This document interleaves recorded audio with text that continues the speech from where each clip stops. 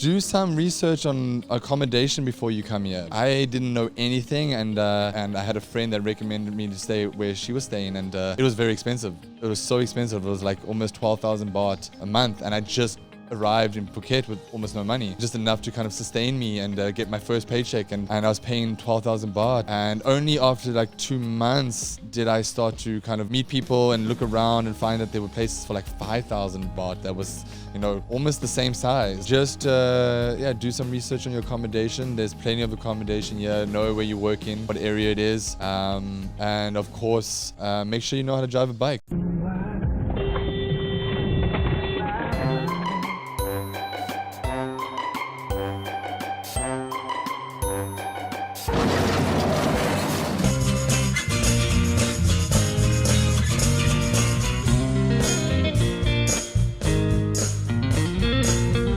Welcome to Fruiting Body Podcast with your host, Brendan. Today we have an absolute time-stamping legend, the one that's doing all our timestamps for this podcast. We got Kyle here today. Now, let us tell you what you can expect to see from this podcast. This is really that story, that narrative. You know, you move to Thailand, you become an English teacher at first, but what's that next step for you? Kyle's going to be telling you his story of that transition from English teacher to passion. He's getting into his creative writing side and also DJing. There's a whole crazy story there. We've known each other probably 6-7 years. It's all a blur when you live here long enough. So we're going to be sharing those experiences and sharing the lifestyle, specifically of living in Phuket. We touched on Kamala, these hidden trails, and a lot of golden nuggets for anyone that has just moved to Thailand, stuff you're not finding online. I think I covered a lot of it. Kyle, this is the post-fight interview. Let us know a little bit about as well, what could people expect from this podcast? Yeah, we're going to get into trail running, finding good spots around Phuket that people can go for family and friends to go enjoy a good run. Learn more about the music industry in Thailand, and find out what it takes to go from teacher to doing your own hustle. Yeah, there's tons and tons of golden nuggets for you guys out there. Now, Kyle has done the timestamps and chapters specifically for this, so it'll probably be the best one because I'm sure he's going to give all the details. So you can probably check somewhere here. They're going to put it, or you can click, I think, in the description. You can navigate to go to different chapters, especially jump right into where we discuss that transition from being an English teacher, getting into your passion and how that can be done. Do not forget to like, subscribe, hit that bell notification. Leave us some comments. Let us know what you thought. Are you an English teacher? Are you struggling? Are you looking to make that transition as well? Kyle will answer those all in the comments. Sorry, I put that on him. Without further ado, let's get this started. Okay, well, I guess now we're live. We're talking, maybe we probably shouldn't talk about that. Okay, we're live with Kyle today. Now, we're going to just jump right into it as we do. You just saw the intro, so you're going to get all that stuff we're going to be covering. Yes. Now, jump into it. Kyle, let us know. You're doing our timestamps first and foremost. Yes. So all those chapters, when you want to navigate our podcast and how we're cutting up our reels, Kyle's been doing that pretty much, I think, since the beginning, basically. Yeah, pretty much since the beginning. Yeah, since we had 1 subscriber. Yeah, and then I think it was only me, but yeah. No, I'm joking. Let's jump into it. You're from South Africa. You're in Thailand. Paint that picture. Tell us that story. What was it like growing up in South Africa? Let us know about your background and what brought you to Thailand. Sure. I'm from Cape Town, born and bred there.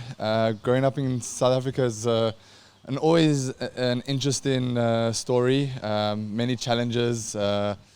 But as a kid, never really focused or worried about them. Only as I got older, you kind of saw what was happening around, you know. Which city is it? Cape Town. Cape Town. Okay. Yeah, Cape Town. So this is like the best city. Yeah, I mean, people will argue that, but it's still. Yeah, this is like maybe the Phuket of Thailand or the California of the States. It's probably the one that you want to go and visit and stay in. So yeah, growing up there was great. I had a good childhood. And yeah, after college, I got an opportunity to go live in the States. I had a job. I had my girlfriend at the time. I had my whole life back home, and I decided to leave it all and go travel somewhere. There was something. I now look back and kind of see like there was something inside me at that time already that said there was more to life than just this kind of, you know, this.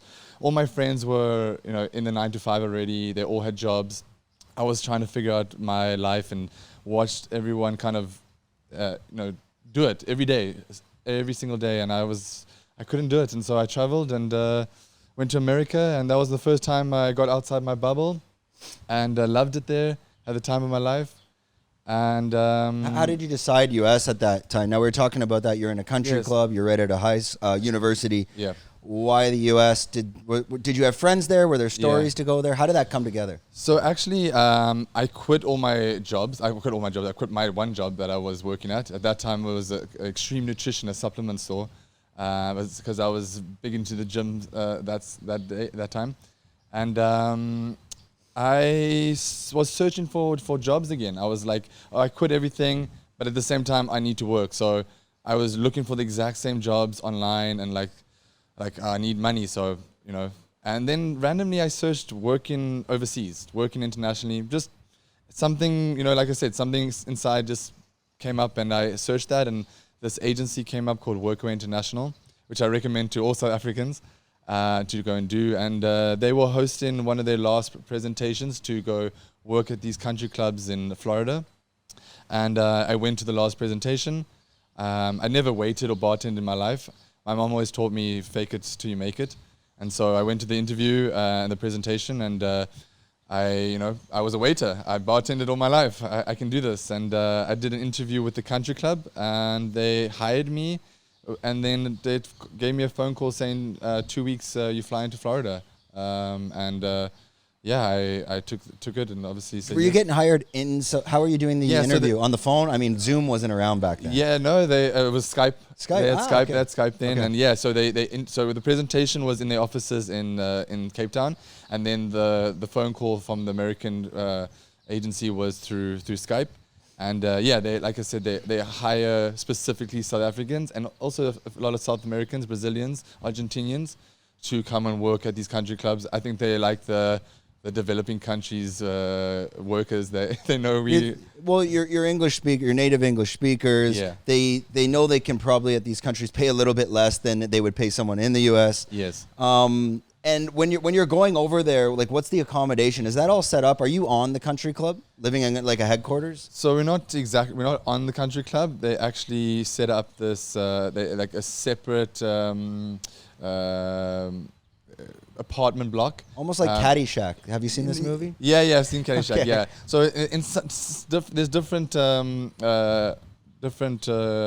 country clubs have different type of stays, but we stayed in an apartment in the general public, like where other American citizens would stay, and they obviously have blocks and rooms that we can rent if we want to go through the agency, and then our rent comes off our monthly check every month. So they set it up, and it was usually like 6 people per house, and a 3-bedroom house, so 2 people per room. Okay. 2 bathroom, living room. So there were 6 of us usually staying all at once in a house. So that was a very interesting and fast learning time of my life. I learned very quickly how to manage and deal with other people and do laundry.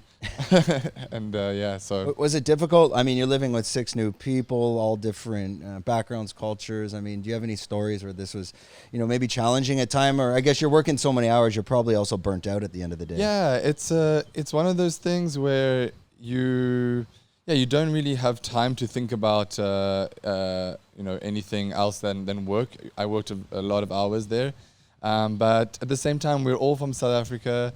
We were all there to do the same job, and so when there was downtime, we all clicked very, very well, and we all got along from all different backgrounds. We were each other's family, so there was no, there's never any really issues or anything like that. It was actually the first time I learned Afrikaans, which is one of the languages in SA, because in school Afrikaans was something that I just slept in, and I very quickly learned Afrikaans in America because it was a language that we could speak to each other, communicate, and so a lot of the time we would speak Afrikaans to just be able to talk about the customers and talk shit, and I learned it very fast. But other than that, we all got along really well. Yeah, well, as we discussed in the beginning of this podcast, we're going to be telling that narrative of, moving to Thailand and what most people do, not just Thailand, but Southeast Asia, where teaching English, it becomes an excellent stepping stone because you can land those jobs abroad. You can show up, you're paid, you got accommodation, you're dialed in. And we're going to be explaining that transition from leaving the teaching jobs into something that maybe you have more passion before. And we're going to understand that all from Kyle's side.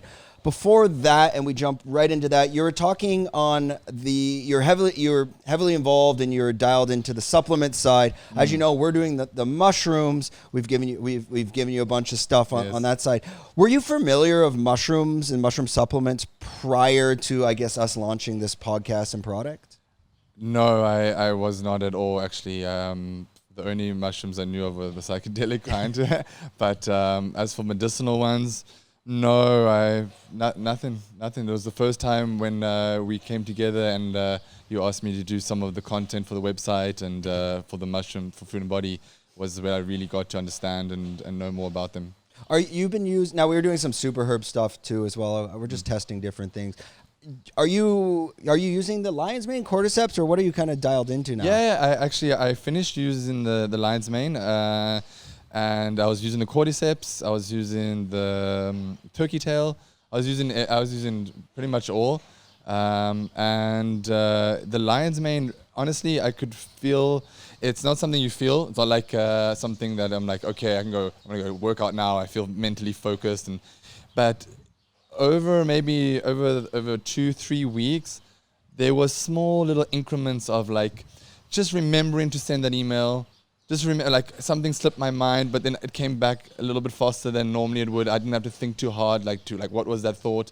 There was just small little like that I could kind of say, maybe that was the lion's mane, and I can only assume the longer you use it, the more maybe that would just become just much more, you wouldn't forget kind of small things. Yeah, it's hard to pinpoint. That's what I try to explain to people. I think the problem in today's society is like everything is so like pharmaceutical driven that whatever you're taking, you need immediate results and there needs to be a kick. Yeah, exactly. Like an Adderall. It's like, well, I need to be focused, but if I don't feel it, what is it doing? And I think that's these natural products. I find that's why we're getting behind them. The number one I find now is everyone's getting on the turkey tail. Okay. Like I haven't been sick in like 8 months or anything serious. Like, and I really feel like this is protecting it as well. And you know what? The cordyceps, I don't know if it was just me, but I couldn't take them after 2 p.m. I couldn't sleep. The first week, like I had energy that I couldn't sleep, and not in a bad way, just.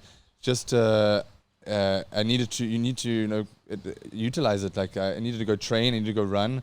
I could feel that actually quite prevalent than the other ones. So, but again, that could have been my body's been sensitive to it. But definitely, I was like, okay, let me take this a bit earlier in the morning, and Yeah, if I'm assuming like you look like you put some muscle on now, and if your diet's dialed in, your fitness is dialed in, and your sleep is already dialed in. Yeah.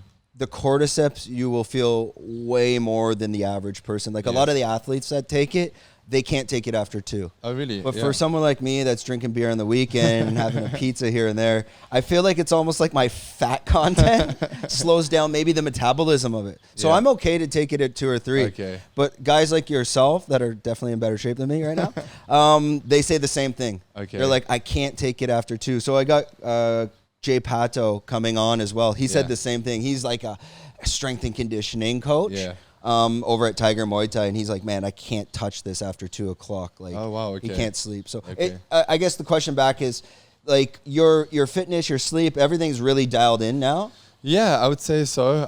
Weekends, not so much, but Monday to Friday, I actually started doing trail running last year, October. Oh, wow. Which was a whole new, ball game for me. And I was always running for fun, and training, I've done all my life, weightlifting and things like that. So when it's Monday to Friday, I'm waking up. The first thing I'm doing is going for at least a 10-kilometer run.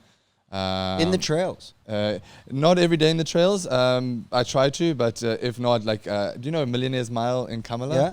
They got the big hills there on the back. It goes all the way around. It connects from Kamala to Patong almost. Yeah. Yeah, so I run those hills on the road and street. And when I can, I do, I don't know if you've heard of the hash run. the hash Yeah. community. Yeah, I just recently joined that, and they do like every once a week a trail run. So I've been doing that, and then obviously, yeah, eating. I do intermittent fasting, and really, I mean, I eat. I don't know if it's the healthiest. I eat Thai food, you know. So whatever good Thai food I can get, which is pretty much all of it, but mixture of vegetables, protein, and carbs and things like that. But I'm not too focused on that. I just kind of look at the portions of what I'm eating. I know what I'm getting in. I used to count a lot of calories when I was younger, so I have a good eye for like, okay, that's a big meal. I'll eat less next meal. Just kind of monitor like that. And then sleeping, I get a good 8 to 10 hours every night. Yeah.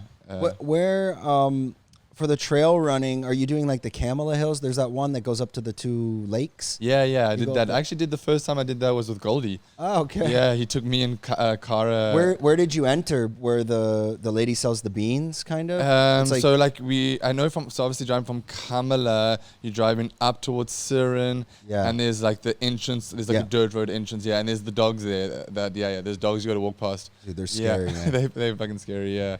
But like you said, if you pick up a stick, you gotta give them a little bit of a stance, and then they're gone. They're the like Rhodesian Ridgebacks. Yeah. Yeah, and then Ridgebacks are pretty strong. Like they've got like right. But even those guys, like I'm not confident with a stick on that. Like they might just be like, "What are you gonna do with that stick?" Yeah, for sure. Like they're jacked up pit bulls. Like, yeah, for sure. So that hike it's pretty intense. We got lost up there one day. Yeah, trying to get out of there, but it's a solid. Like it could be 4 hours when you're doing. Did you do the loop? Yeah, we did the loop. Yeah, we did the loop. So that's one that I really enjoy because it's close. Then there's a lot of trail running. I forget the lake's name now in Katu. The dam? Yeah, the dam. Sorry, the dam. The dam is the name. But anyway, around that area, there's so many trail runs there. So there's all over if you really want to go. There's even one, but there's one that connects from Kamala. You can go right over to like into Katu. I heard it's 8 hours. Yeah, it's really, really long. Yeah. So there's something for everyone. Yeah, I was thinking to get with the hash run, but I always thought the hash run they're just drinking beers. Yeah, I mean they are a lot of the time. I just joined them, and they're actually what a fun community, and very interesting way of running, and meeting really, really interesting expats.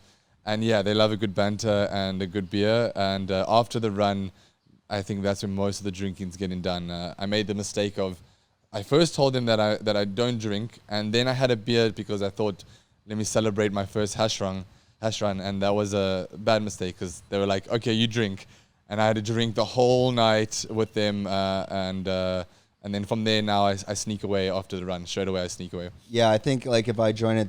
Because I don't want to counterbalance it if I'm going to go out and do that. But I think what's interesting with those guys, and I've been contemplating it for like 2 years.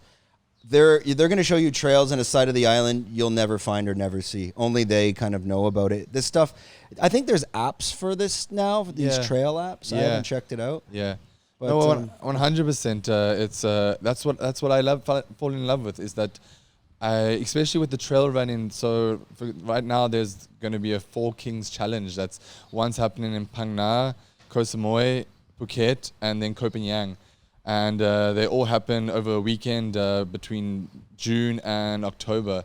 And I did, the first one I did was last year in Koh Phangan. And I go to Koh Phangan all the time, it's one of my favorite islands there. But never have I really seen Koh Phangan until I did this trail run. I ran to the highest peak. There's this, this not a mountain, but it's a pretty close to where the rock comes out. Yeah. So I saw parts of Koh Phangan that I would never ever see, and so in Phang Nga now when I go there, I know I'm going to see a Phang Nga that I've never seen before. I'm going to stay in a place that I've probably never, in an area that I've never been. So it allows you to really go and see more of Thailand, right now southern Thailand, but they have ones in Chiang Mai up north that I want to go and do. This is with the hash guys or something else? No, this is separate. The hash guys are more just based in Phuket, and but the same. I get to see places in Phuket that I've never seen. And meet people that are living here, that have businesses, that have restaurants, whatever it is, and connecting with them. And so it's a really, really cool thing. And this trail run that you're saying, okay, that's Phang Nang, Koh Phangan. You got to be careful on the pronunciations. Yeah. I guess the average tourist that heard that be like, what the fuck are you talking about? Phang That is it an actual it's a competition? It's like you're running or you're walking? Yes, so it's a competition. I mean, of course, you can enter it and do it in your own free time and do a walk, and there's probably some people that do. But for I think the average person entering, there's some sort of competitiveness to it. I mean, I know. As soon as I started, as soon as that gun went off, I don't know what went inside me. I was just like, no one's getting past me. But yeah, I think about 80% is a competition, and the rest is maybe just doing it for fun. And what's it called again? This particular one, it's the Four Kings Four Kings Challenge, like Four Kings Trail Run Challenge. They have their own separate like trail run. Like Phang Nga has its own Facebook group called like the Phang Nang Trail Run, or things like that. But it's under the umbrella of this Four Kings. And anyone can join. Anyone can join, yeah. And they have different races. They have like, I think they have like the family kind of run, the 8 kilometers. Then it goes up to 15. It goes up to 25, 35, and then 55. Yeah, but when you get in, like, to understand, if you're doing, let's say, 8K on trails, that's like 20K flat. Yeah, like 8K trails, even 4K could take you 2 hours. Yeah, it's for crazy. sure. Because you're slow. There, I mean, I'm assuming on these trails, like, there's parts where it gets a bit hairy. Yeah, there's parts where you climbing, like you're kind of climbing like on your elevation, like you're climbing some rocks and things like that. Like I said, it was my first time last year, and my friend signed me up, and she's crazy. She like hikes, she did Nepal by herself. She does like all these extreme things, and she does it all by herself. And she got me to sign up for this race, and she was doing the 55, and I did the 25, and I didn't even know it was a trail run. And we started, and like I started running through the jungle. I was like, all right, like this is something different. And after the 25K, I did a little bit of training, but I was dead. My body literally went into shock. I had like a fever. And she was doing the 55K, which was like more than double than what I did. And I was just sitting there thinking, how? I don't know how. And then there was a 75K. Yeah, that's like ultra marathons. Yeah, I was just like, what? But if you don't train properly for that, I mean, your cardio and have probably even the right equipment in terms of like glycogen packs and like those guys are like there's a certain art to it as well. No, 100%. Like you can't just show up. And No. I think anything above the 15, you can't just show up. You need some sort of training. Otherwise, your body. I mean, I've never had so many emotions like of anger, of giving up, of joy that I've ever had in just one, kind of 5-hour run. It was good. Yeah, I'm gonna check that out. I'll put links in the description. This stuff I've been meaning to do. Maybe that's why you're on the podcast today. Yeah, sometimes this happens.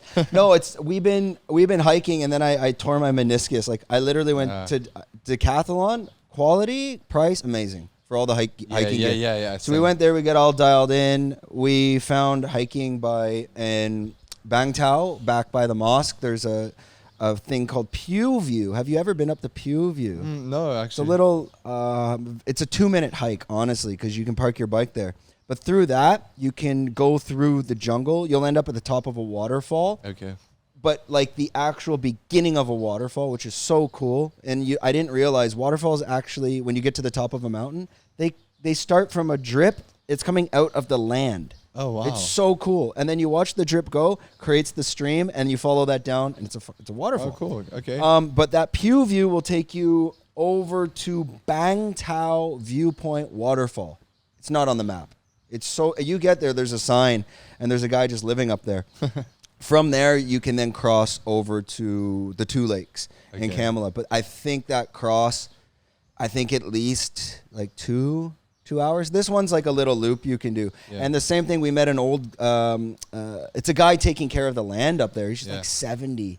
And he was telling us that when he was a kid, he showed us the trail. He's like, if you go that way, you'll end up at like the Katu waterfall. Okay, interesting. But he's like, don't go. I'm like, why? He's like, no one's been on that trail for 5 years. He's like, the trail's probably not there. I'm like, could you go? He's like, yeah, I would know how.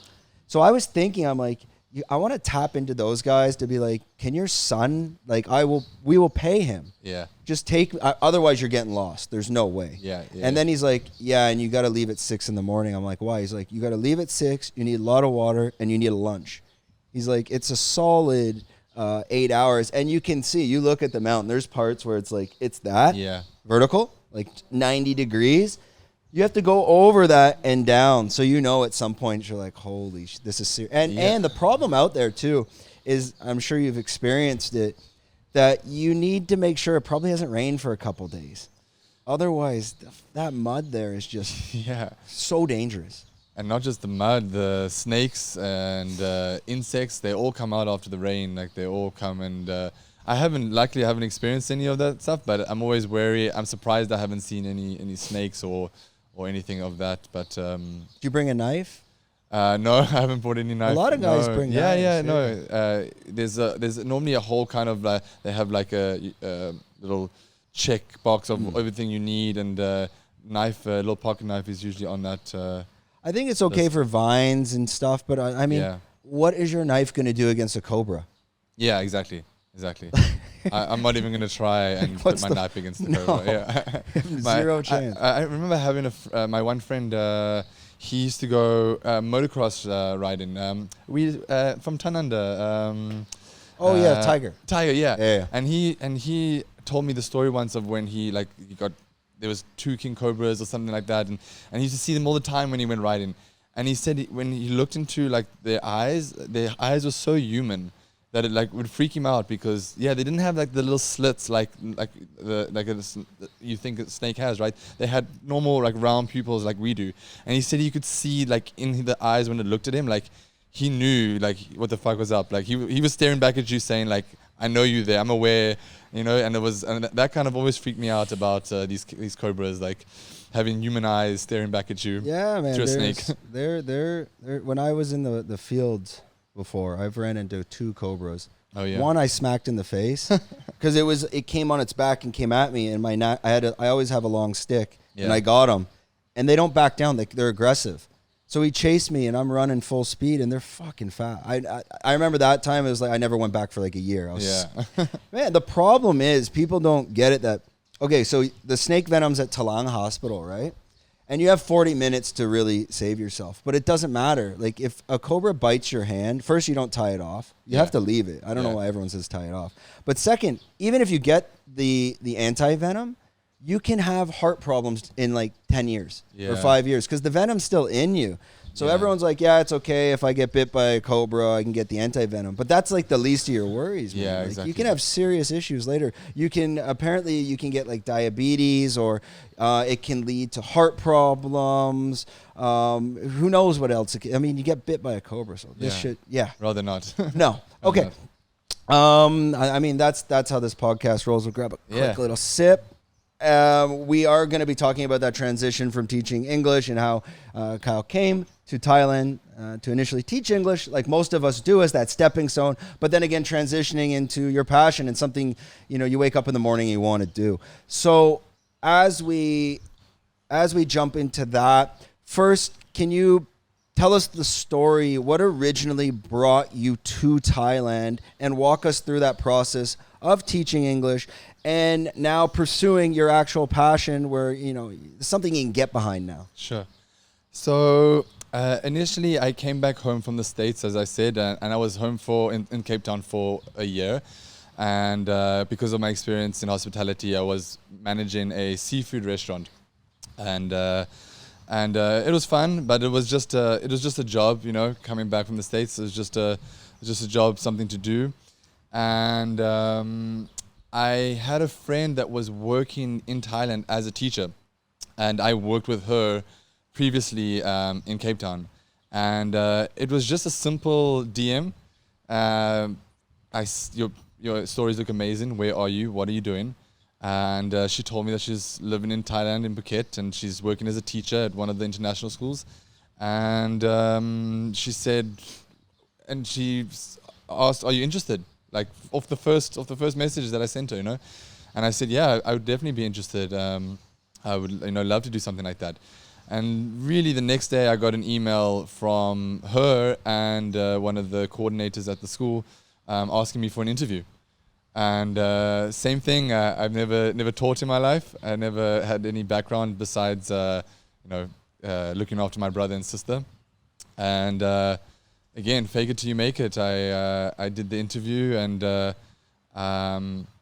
got the job as a teacher for an international school. But at the time, just a little bit of context, I wasn't thinking too much about what type of teaching because I assumed everyone just taught English. I was going to go there as an English teacher. And so I assumed that my job would be an English teacher. And same thing, they told me I was one of the first people to do a non-B out of country. I got my non-B in Cape Town. I didn't have to come here and then leave and go over to Kuala Lumpur or anything. I did it there and I got my visa. So within a month, I flew off. I said goodbye again to my family after a year of being home. Goodbye, everybody. I'm going. And I remember my dad, he said to me on the drive to the airport, he said to me, are you sure you want to go? Because I was gone for 3 years before that. I've just come back and I'm leaving again to another foreign place. And he was like, are you sure you want to go? I just want you to be happy. I want you to, get a good job, find a wife. I want you to, get a house, settle down and just be happy. And I remember telling him, Dad, that none of those things make me happy. None of those things, I understand where you're coming from and I appreciate it, but this is what makes me happy. Traveling and going into the unknown and he accepted that and my family's always been very accepting of me traveling. So I was off and I started and my first day, we did the kind of introduction and told me I'd be teaching 10-year-olds. I'd be teaching them science, math and English at a full curriculum. And I remember thinking, okay, so I'm a teacher. I am doing the whole, I should be qualified. And I ended up teaching for 2 years, grade fours, science, math, and English. And it was actually pretty funny how school actually did teach you something because photosynthesis came up, some fractions came up. I was like, I know this. It all started coming up, and anytime I would make a mistake, I would just kind of throw it off and be like, I was just testing you guys, just testing you. Because sometimes, they'll correct me, especially in the math. And so, I did that for 2 years, and that was honestly one of the most fulfilling jobs I've had in my life. It was the first time I had I felt fulfillment, joy, purpose, just being able to be a kid again, being able to, see myself in these different kind of characters, these developing characters. You get to kind of have this moment where you see yourself in all of them and get to kind of, be that child again and have fun. And so that was a really, really nice time. And then COVID happened. We can say that, right? I know we always have. I think now it's. Yeah, we're all good. I think 20 years from now we're still gonna say we can say that, right? COVID. I think it was just. I think they were just blocking it at a certain point on YouTube because they weren't sure if you were pro or against. Yeah. So they're just like, all right, block it all. No. I think it's okay. Yeah. So then that happened, and we moved online, and online was just really terrible. So we had to teach all the same our class, but all online, and online just became the school. Everywhere, I think, just became very micromanaged because the parents were very much now involved. They were sitting behind their kid, and so they were parents, and now you had to be really kind of honored with the teaching and things like that, and it just became very uncomfortable to kind of the environment was just a bit too intense and it never kind of, even after everything kind of calmed down, they kind of stayed in that same micromanaging kind of role. And for me, it just became too much. And I ended up getting an opportunity to mentor one of my students whose parents also had enough of the system and wanted something a little bit more private. And I ended up teaching her for 2 years as well, 1.5 years. Privately, and not just teaching her math, science, and English, but also, instilling some morals and values, some advice and things like that. And it was great. And that was what led me into kind of breaking away from teaching that time, because I only taught for around 3-4 hours a day. So from like 9 to 12, I was teaching. So I had all this extra time in the afternoon. And I remember I was doing writing at the time, a lot of journal writing, diary writing. And my partner, Kara, told me to actually, why don't you do something with writing? And of course, it's one of those things where, it's like, do something you love, do something that you have a passion in. And it's like, what? I don't know what that is. But actually, I was doing it the whole time. It was, it was the writing that I was doing. And I remember I wrote an Our Story page for Yuga Hub. Some restaurants have like a Our Story on the front of on the menu. And so obviously at that time, I knew Kauta and Hugo from the old Yuga Hub on Lion. And I wrote Our Story page of who they are, how they began, how Yuga Hub started. And Kauta, she used it on the front of their menu. She actually put it there, and it was for free. And I just wanted to just do something, And from there, I had a really big hotel. One of the marketing assistants or something like that, she saw the menu in my story, and she contacted me through Kauta and asked me to do their website. And create all the written content for their website, and that was one of my first clients, and then we spoke, and from there it kind of just started snowballing into these little freelancing jobs around the island, doing some content creation for hotels, and from there it has now become where I've got a few clients around the island doing different work, mostly in the content creation side. Mostly on the copyright, writing side, creative side? Yeah, mostly on the creative side. So not any marketing, like any kind of analytical research, things like that. More of like kind of graphic design, Canva design, social media, content creation management, website, doing chapters, descriptions. If someone else needs an online brochure for their products, I'm doing things like that. So mostly on the creative side is. And this is keeping you pretty much busy Monday to Friday. This has now turned into a Monday to Friday. I'm working full time. I've had to get my own office, start my own office now with the desk and the chair, and I got my my gaming chair that I've started using now, and it started off as just a small little side hustle, doing the writing gigs on the side while I was mentoring this student. And after that, I thought, I'm not going to go back to a school, and I'm never going to get the same gig that I have now, where I'm working 3 hours a day mentoring, a private student for the same amount of, pay. And so I think I need to do something that is more like this, which was the writing, and more make more of these side hustles, maybe make them more of them, or just more quality, and so that's where I decided. And just to go back, and as you were saying, some of the challenges were that when I decided to make this move, it wasn't so easy. That break between getting my first hotel as a client, and then getting you, and then getting some of the other ones, there was actually like a 4 or 5 month gap where I wasn't making any money, besides the 2 little freelance jobs that I had, and that was a very, very stressful time. And I've learned, though, over the years to have faith, and that I know it sounds cheesy, but everything happens for a reason. And usually when something leaves your life, it's to make space for something new, a new opportunity. And sometimes we just can't see it in the moment. We're panicking and what's going to happen to me, and I need to pay these bills.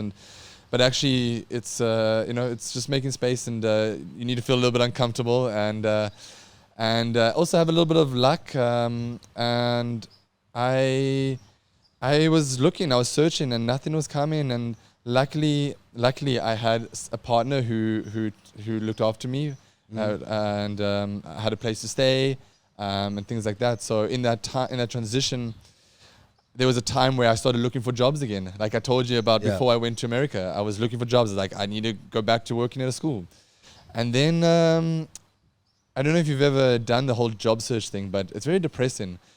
It's just a very like mundane, like Indeed job search, and the jobs that come up are just these like, I don't know who do these jobs. Like they're very like admin, like just random jobs that I'm just like, I'm never gonna do these jobs. I don't know who does this, but it's not me. And I made a decision that day saying I'm not looking anymore at these job portals. My work is gonna come from the connections I've made, from the people that I've met, and it'll come to me like this, and that's that. Literally within a week, I had one of my friends ask me to help them with their social media. He's in the cannabis industry that's now booming in Thailand, and he asked me to do social media after a week, and from there he liked what I did and gave me more work, and it just started growing from there. And fast forward, and now I'm working pretty much at least 9 to 3 at the moment. Well, I also want to get into like your other passion on the music side and kind of how that's exploded as well, probably since COVID, and almost self-taught essentially, which I think most people that are DJing are. Before we get into that, looking back at it all, when you were mentoring in the mornings and you did have this free time in the afternoon, and starting to plan and come up with ideas on how to pursue this creative work that you could get behind and you would have a passion behind that. Is there anything you would have done differently during that period of time that could have allowed you to be more optimized to where you are today? Basically getting you from that position faster to where you are now. Yeah. Having a schedule. Okay. Having a schedule. We've spoken many times about the schedule, and I know you actually introduced me to an Excel spreadsheet that you showed me that you were using. But for me, that I think I need the visual. I need the big board. That's why see the board. Now I have a board here. Oh yeah. I got rid of the spreadsheet. I need to wake up and see this thing. Yes. So if I had that at the beginning, where I had even if it was just on the day I put in something, I probably would have maybe moved a bit faster. Who knows? Or maybe had 1 or 2 extra clients by now. Who knows? Actually, it's hard to say. But in terms of organization and in terms of getting to where I wanted to get, or where I want to get now, a schedule has been the biggest game changer for me, because now I have much more. Okay, I'm doing this from this time to this time, and once that time is there, that work is done. I move on to the next. Where before I was like doing this work and would go into other work. I'd multitask this work and my brain would I would think I have it all kind of sorted out, but actually it was just bleeding into, the hours were just bleeding into the next day and work, and I didn't know what I was going to do next. Now if I have free time, I put it in study finances, and whatever finances I want to study on that day, study crypto, study this. Whether it's a half an hour, an hour, it's on the schedule, and then it's between 3 and 4, I do it. And I think that would have been a great... Yeah, and it's also, I find, the reason I do it, now I got away from the Excel, because Excel's hard, you got to open it up, you got to look on it, it's a tab. This board is just... It also does... You don't need to think about the next day. Yes. You can just look at it and be like, okay, gym, work, this is the block, okay, maybe golf, dinner. And what it doesn't allow, it doesn't allow a friend to call up and be like, hey, you want to go to lunch at 1? Because you have structure. And you can be like, no, I can't, because that's there. But, if we were to plan that lunch, these are all my times and days. Does any of this fit for you? 100%. Otherwise, what happens is your whole schedule just falls apart like that. I mean, even for me, I definitely fall at 70%. But you have to have flexibility. Otherwise, you're gonna. I find if you don't have the flexibility too, it can be a bit stressful. Yeah. Sometimes, yesterday, I wanted to go golfing, but I had a Thai lesson, and I was like, if I do that Thai lesson, I'm gonna be burnt out for the golf, and I just canceled the lesson. Yeah. It's you know what? But at least the structure's there. Yes. And I find the biggest benefit when you schedule. Again, you don't have to be 15 minutes. I used to do that. It's too much. You'll puke. You cannot schedule in brushing your teeth. You need to give yourself some, just because brushing your teeth can take 5 minutes, don't write 5 minutes. Yeah. You'll go nuts. No, but no. the biggest thing I found from these schedules, it's it's almost like wins for the day. Mm-hmm. If you have like 5 things that you need to do that day and you get 3 out of 4 or 3 out of 5 or 4 out of 5, that's like 3 or 4 wins. Yes. But when you get 0, then you kind of like, wow, you fucked up that day a little bit, 100%. unless it's something different. Yeah. Going all the way back to the teaching side and sharing your information of English teachers that could be looking to come to Thailand or Phuket, what advice would you give them before making that leap? What maybe would you have done differently in terms of not just planning, just everything as a blanket statement? Yeah. I think what advice I would give is just number one, know if you're teaching English or if you're teaching at a school that needs you to teach English, math, and science, because it's a big difference. And I think that is something that is probably not communicated all the time. It sounds silly, but I mean, if you come here and you don't have that little bit of knowledge about these things, then you really put yourself in deep water. Do some research on accommodation before you come here, because I didn't know anything, and it's not anyone's fault, but I came here and I had a friend that recommended me to stay where she was staying, and it was very expensive. It was so expensive. It was like almost 12,000 baht a month, and I just arrived in Phuket with almost no money, and just enough to kind of sustain me and get my first paycheck, and I was paying 12,000 baht, and only after like 2 months did I start to kind of meet people and look around and find that there were places for like 5,000 baht that was, almost the same size, just maybe different. Actually, my first place was around the corner here. Tananda?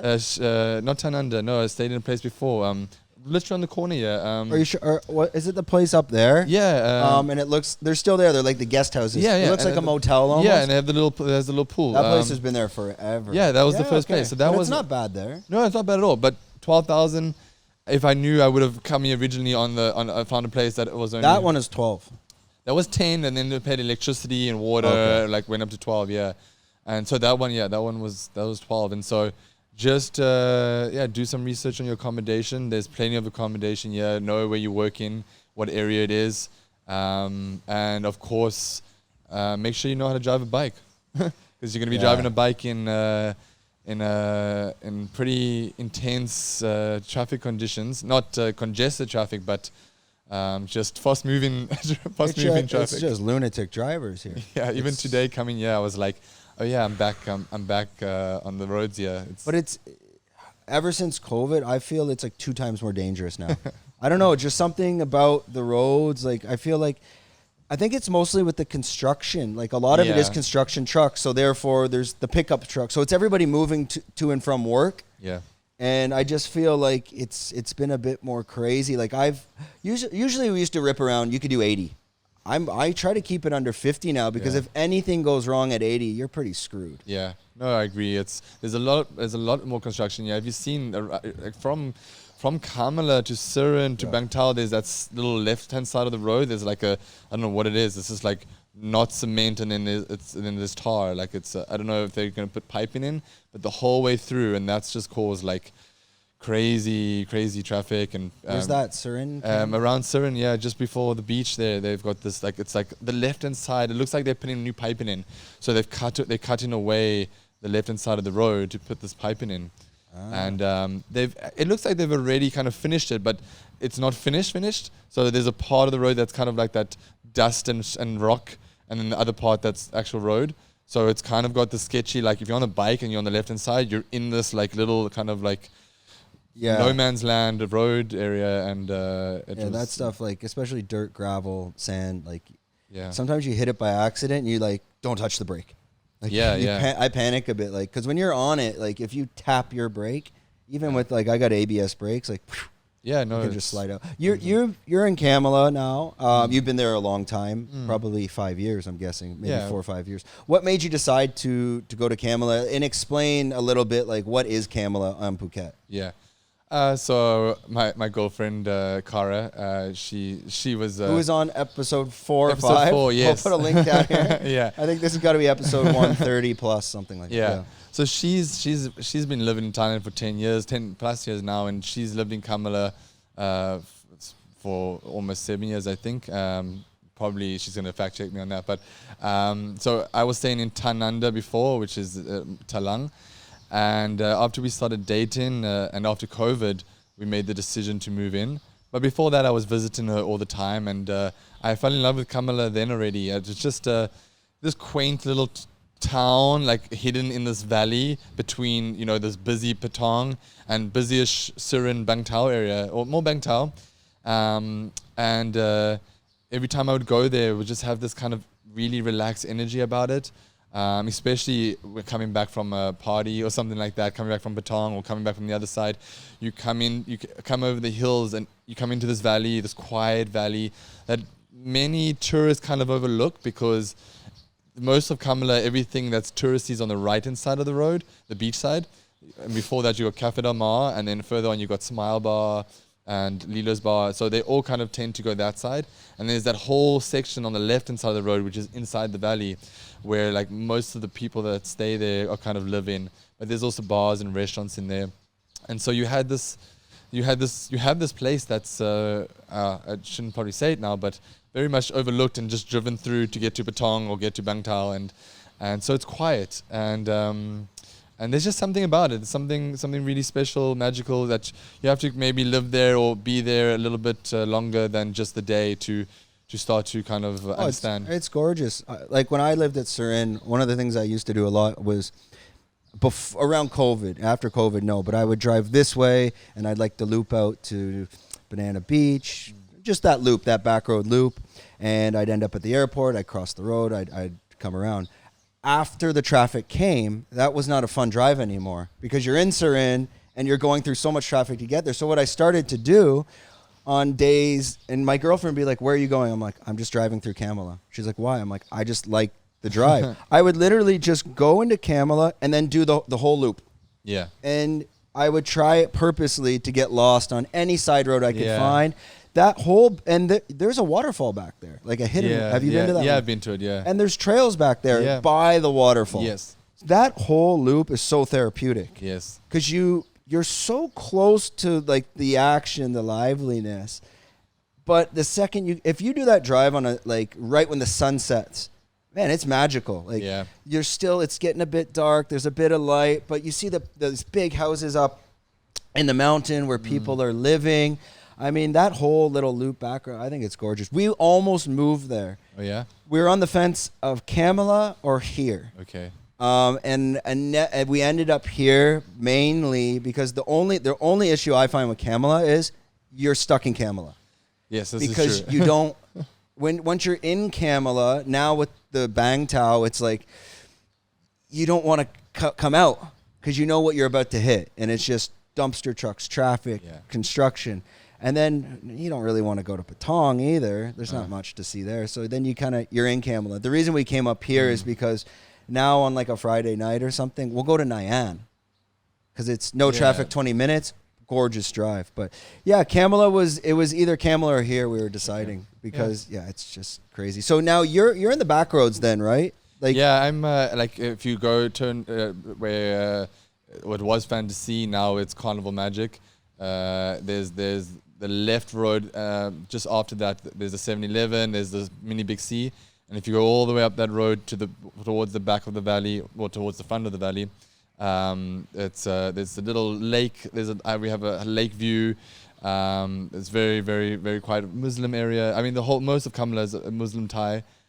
So there's no alcohol being sold. I think that's another reason that there's no tourists or little tourists and very quiet, because after hours there's no big parties, there's no things happening, so it's do you have a mosque near you where you hear it every day? We hear the mosque. That's not right by us. It's a little bit on the other side, but we hear it through the speakers. But not. It's. I guess it's subjective, but for us, I really enjoy it. It's a very tranquil, very nice, not too loud, sunset time, you hear them kind of chanting, and you're like, it adds to the magic, you know? It's a very... But you're at just enough distance where it's not like... Yeah. Because if you live beside it, that's the one thing about Kamala. Yeah. Like, I remember my friend Kitty, she lived there. She's like, it's okay, but if you're too close, it's a bit intense. No, I'm sure. Because they're not using JBL speakers. No, yeah, exactly. It's just like those like super microphones. Yeah. But no, I think Kamala is gorgeous. A lot of people, I think even talking about it, it's hard to even push someone to go live there because then you're in Kamala. But it has a lot of hidden gems, restaurants. Yes. The beach is a bit questionable. I think the surf is good, but my always concern is, and even people that live there, they're like, do not swim in here more than 3 times a week because of the pipe. Yeah. 100%. And the water, I mean, we've both been in it where like you're surfing and it's like, that's a garbage bag. Yeah, yeah. But that is one thing that Kamala Beach is... I prefer to swim in Surin. Yeah. Surin's, or every time I go there, it's just clear, like just see-through, serene. Kamala, she's finicky, you know. Sometimes you go there and she can look good, but sometimes it's. I think also the sand is different in Kamala. There's more of like this, and it could be from the pipes. It's more of this muddy sand. So the obviously the reflection and the sunlight and everything like that doesn't give that crisp, like see-through water. It's got more of this muddy looking. Where Surin has got more of the white sand, and so like it just always looks kind of just see-through and clean. So the sand is definitely much more muddy in Kamala, which gives her that effect. But yeah, for surfing Kamala, I enjoy that. I think Kamala surf I enjoy because Yeah. I mean Surin's pretty intense. It is. It just closes out and wants to break your board. I was actually reading yesterday of like the top surf spots in Phuket, and Surin was like rated as like out of the 2, Kata and Surin were like for the advanced surfers, the more heavier waves. But like you said, I find that the waves just close out there. Like Kamala actually has riding waves. They're not as big. They Are you surfing right now? Are the waves there? The waves are there. I just got back from SA 2 days ago, and I also got some fresh tattoos, so I have to wait 2 weeks before I can go in. But I've been watching them. I'm just like, But they're getting there. Like they're thick enough now. Because Kamala, it's not a heavy, strong wave, so it needs to get a bit mushy. Yes. Like it needs to get a bit heavy. Yes. And what's good about Kamala is like you can get wrecked out there. You're not touching the sandbar. Your board's fine. Yeah. The only issue is the locals are a bit territorial. Like Yes. they take the good wave. Australian style. Yeah, you can't go over to their wave. Like, no. But they drop in on each other. It gets hectic. Yeah. There's no like. I mean, I wouldn't say surfing never had rules, but there's no what's the word? Just kind of leeway or just kind of a universal like, hey, I'm on the left hand side, I'm on the in. No, everybody just goes. So that's the thing. You kind of just got to like play their game as well. You just got to like, okay, this is how it goes. So don't be afraid to drop in on a wave because I think everybody's just doing it. What I wonder, is there anywhere to like, if I left my surfboard at the beach, you wouldn't want to trust those guys, eh? No, I mean, like leaving your surfboard like over a few days. Because I'd like to actually just leave my board at Kamala somewhere, maybe down at the beach. Then I can just ride the motorbike. I don't want to ride the motorbike with the board from here. It's quite far. Yeah. Like even when I was taking the board from Surin, it's not a fun drive. You're kind of you hold it, you're strapped in, but like the wind wants to pull you out. Yeah, exactly. It's a bit sketchy. Yeah, no, I would probably have to maybe invest in a sidecar to surf or the. I know I've never done the whole like they've got the little bars, the pipes, but I'm in Kamala, so it's easy for me. I just do the hold in for a few minutes there. Yeah, I'm gonna look into that and think about leaving it. Maybe there's like a little shop there. I can just store it. Yeah, I'm sure. Because again, it's way better when you take your motorbike and that feeling of surfing and after on the motorbike. It's 100%. It's amazing. I didn't go out last year because of my foot and my knee, but I'm looking to get out there this year. Yeah, and definitely. Even when I lived at Surin, I wouldn't go because the problem with Surin is holy shit. It's so some days you can't even get out there. Like I think I'm a decent surfer, like strong enough, but some days, man. I'm heavier. That break just to get out there is like hammering. Yeah. And it's like, fuck, how do we get out there? Okay, just before we wrap it up, we probably got 10 minutes or so. Let's transition back now. You've done the creative writing, and let's talk about your true passion. And I've been watching you kind of grow and develop through that over the past 3 years, 4 years, let's say, definitely since COVID. Getting into DJing from the beginning of probably just playing with your friends and touching turntables to where you are today. Yeah. And you have an upcoming event at Moo Moo, which Yes. this will probably be aired after Yeah. that. You got all this coming. Explain that journey. How did that come Yeah. together to bring you to the position you're at now? Where do you see that going? Sure. Oh, it's been a weird and wonderful ride. Getting more connected to music and this passion of actually mixing music together. And it's it started around COVID, and I made a few friends. At that time, we were traveling the islands, when there was nobody here, and just after the big kind of scare part of it was done, and I met friends. That time I didn't know their background, and it turned out that they were DJs on the island, and they're not local DJs, but they're from Morocco, and they were DJing. Yeah, they had a group, and I would go and listen to them play at Kudo Beach Club, and they had every week they would have a set. And just go watch and listen. And to be honest, I've always had that, like, everybody's, can you play? Do you want to play your Spotify? Do you want to play your playlist? Like, I was always the go-to guy to come play. And I guess that's where the passion in music was, that I just didn't unearth yet. Like, I always collected music and built my library. And so when people asked me to play my Spotify, I always had something to play. But then meeting these guys, where they actually took that music, and instead of playing it through a playlist or a speaker, they were actually, using this controller to control the music and mix it and manipulate it. Was a completely different experience. And I remember one of the guys, Red One, a very popular DJ in Bangkok, he just said to me simply, he's like, "Why don't you start? Why don't you start DJing?" And I was like, "What do you mean?" He's like, "Buy yourself a simple, CDJ. You can buy these kind of smaller ones that are like around 7,000 to 10,000 baht. And he's like, you plug it into your laptop and you can start mixing." And I was just like, you know what? Why not? Why not actually do that? Sometimes people say things to you, and they kind of give you this like advice or this opportunity or something, and it kind of just goes over, and you say, yeah, it sounds like a great idea, and then you never kind of do it. And I've always been someone to act on those things. So I did that. I bought myself a CDJ, and I started downloading my music, and I started practicing at home, and I would go to all the after parties, because one thing about kind of getting up in the ranks of DJing, especially on the island, is you got to go to the after parties. So the after parties are normally after the big party, maybe at Shelter or Cafe Del Mar, and you would go back to someone's villa or someone's home. There would always be a controller there, and that was where you made your name, where you built your rep, and where you still do to this day. You get your practice in to play in front of people. It's a smaller party. So I'd go to all the after parties and like have to wait until like all the other DJs played before me, because even though they played already, like there was still the after party that still had a big crowd. So we had to wait for them, and then those of us who were beginning, I remember I had these two friends of mine, and they were also starting, and we would wait till like 5 a.m., 6 a.m., 7 a.m., and then finally like half of the people are asleep, and we could then play.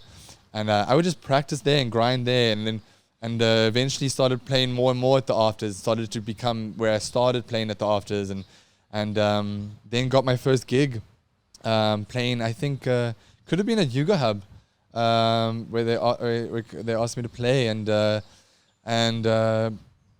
just kind of. And I think you were there. Do you remember that? Yeah, you were there.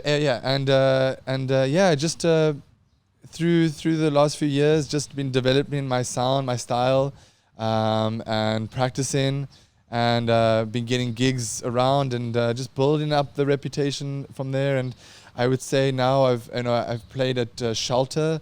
We'll be playing at Moo Moo, and these would be probably some of the biggest places I played at. And it all started from just going and listening to people and playing Spotify, and I just kind of followed someone's advice and my passion, and kept practicing, and now I'm starting to get places. And how do you land that gig when you're getting at these bigger venues like your Shelter, your Moo, and maybe potentially later maybe Baba Beach Club, and even going to Bangkok? How does that journey? What is the process of that journey just to get those gigs? Is it connections? Is it making a call? How does that work? It's a bit of all, a bit of everything, depending on how you want to go about it. My way has been, it's always a bit of who you know, of course, and a bit of what you know.